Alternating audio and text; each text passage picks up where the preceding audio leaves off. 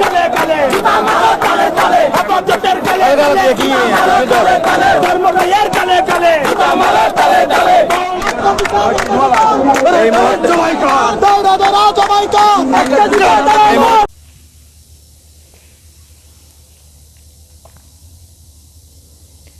إن الحمد لله والصلاة والسلام على رسول الله أما بعد فأعوذ بالله من الشيطان الرجيم بسم الله الرحمن الرحيم محمد رسول الله والذين معه أشداء على الكفار اللهم صل وسلم وبارك على محمد الحمد لله যে যেখান থেকে যুক্ত হয়েছেন সকলকে আহলান ওয়া সাহলান ওয়া মারহাবান বিকুম ফি হাযাল লিকা তাইয়্যিব আলহামদুলিল্লাহ।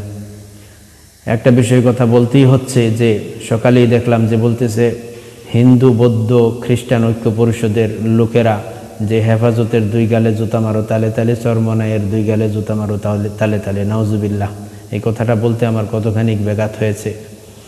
তো এখন এই যে পরিস্থিতি এবং বলতেছে যে একটা একটা ধরো জবাও করো আমরা এবং জয় শ্রীরাম স্লোগান দিচ্ছে। আমরা ইন্ডিয়াতে দেখেছি সে ঠিক একই স্লোগান দিয়ে তারা মুসলমানদেরকে দিবালোকে পিটিয়ে হত্যা করেছে। কোনো প্রশাসনের লোকের সামনে এরকমভাবে পিটিয়ে হত্যা করেছে ইন্ডিয়াতে আমরা দেখেছি। ঠিক সেই একই স্লোগান চিটাগাং নিউ মার্কেটের সামনে তারা দিচ্ছে।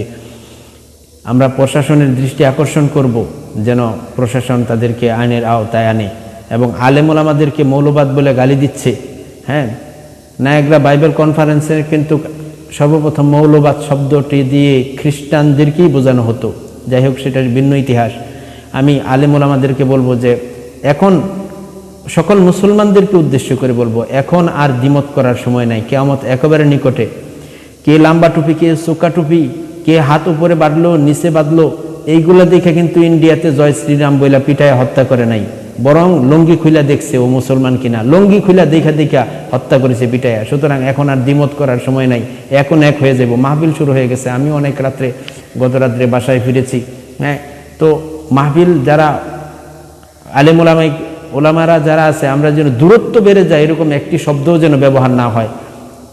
কেমনে এখন এক হয়ে যায় সকল মুসলমানরা যেন দেখেন।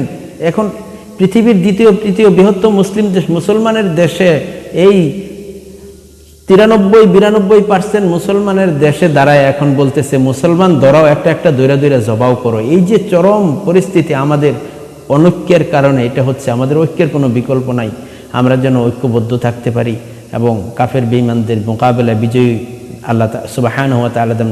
ইসলাম ধর্মের মধ্যে কিন্তু কোনো বিধি একটা বিধানও এরকম নাই যে কাফের বেঈমানদেরকে হত্যা করে ফেলো, কিন্তু তারা 93% মুসলমানের দেশে দাঁড়ায় বলে যে মুসলমানদেরকে জবাও করো। এর চাইতে লজ্জাস্কর আর কি হইতে পারে আমাদের জন্য? আমাদের কিন্তু এখন এক হওয়ার সময় আছে। এক না হইলে দেখেন, তাতাররা যখন ক্ষমতায় ছিল, 2জন মহিলা পুরা বাজারের লোক, একটা বাজারের মার্কেটের শত শত মানুষ 2জন মহিলা জবাও করে দিয়েছিল। এখন এক না থাকার কারণে কি অবস্থা হবে? কঠিন অবস্থা হইতে পারে। সুতরাং এমন পরিস্থিতি যেন না হয়, ভিক্ষা চাই না কুত্তা সামাল এর অবস্থা, এরকম দুরবস্থা যেন না হয়।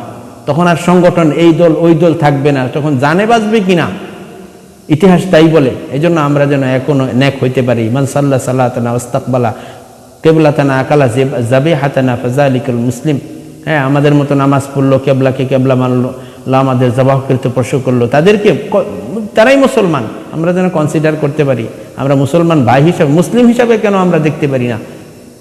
সকলেই মুসলমান ভাই যেন একে অপরের প্রতি সদয় হইতে পারি, কাফের বেঈমানদের মোকাবেলা বিজয় দান করে।